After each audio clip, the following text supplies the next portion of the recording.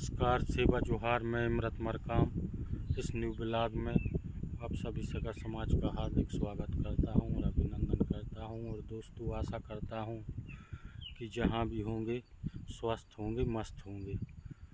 दोस्तों, मैं एक बात शेयर करना चाहता हूं कि मिठाई की दुकान पर जब मिठाई तोली जाती है तो उसके साथ में जो कागज़ का डिब्बा है उसका वज़न भी तोला जाता है।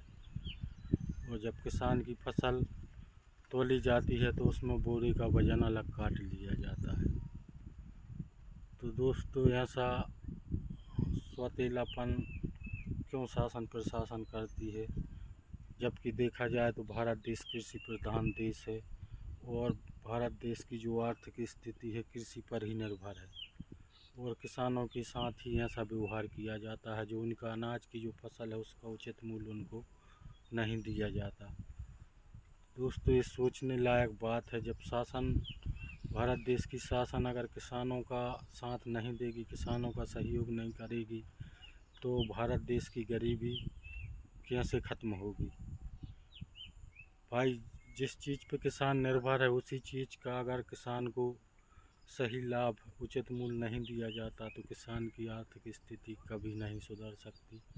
इस चीज़ पर शासन प्रशासन को ध्यान देना चाहिए, क्योंकि आज के समय में वैज्ञानिक तरीक़ा से खेती का उपयोग किया जाने लगा है। वैज्ञानिक तरीक़ा से खेती हो रही है। जो खेती किसान के पास जो अनाज का उत्पादन होता है उसमें से पूरा वैज्ञानिकों के पास चला जाता है, क्योंकि आजकल बग़ैर दवाई के अनाज उत्पादन नहीं होता। जब तक अपन उसमें फसल में कीटनाशक दवाई नहीं डालेंगे तब तक फसल को सुरक्षित अपन नहीं ले सकते। ऐसे खाद है, DAP है, यूरिया है, सिंचाई है, तो ऐसे कई प्रकार से किसानों का जो किसानों का जो पैसा है खेती का, सब वैज्ञानिकों के पास जाता है और किसान के पास खाली मजदूरी रह जाती है और उसका भी उसको उचित दाम नहीं मिलता। तो ये सौतेलापन का व्यवहार शासन को किसानों के साथ नहीं करना चाहिए, क्योंकि भारत देश को किसान ही चला रहा है, व्यापारी नहीं चला रहा है। जिस दिन किसान अनाज का उत्पादन बंद कर देगा उस दिन शासन को भी समझ में आ जाएगा। लेकिन गरीबी और आर्थिक स्थिति इतनी ज़्यादा दयनीय है किसानों की कि मजबूरन उनको अपनी अनाज का उचित रेट ना मिलते हुए भी अपनी फसल को बेचना पड़ता है।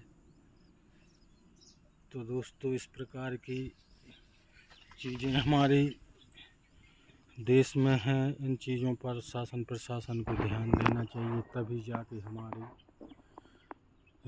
देश का आर्थिक स्तर सुधर सकता है और भारत देश से गरीबी ख़त्म हो सकती है। तो दोस्तों, मिलेंगे नेक्स्ट वीडियो में। जय जोहार, जय आदिवासी।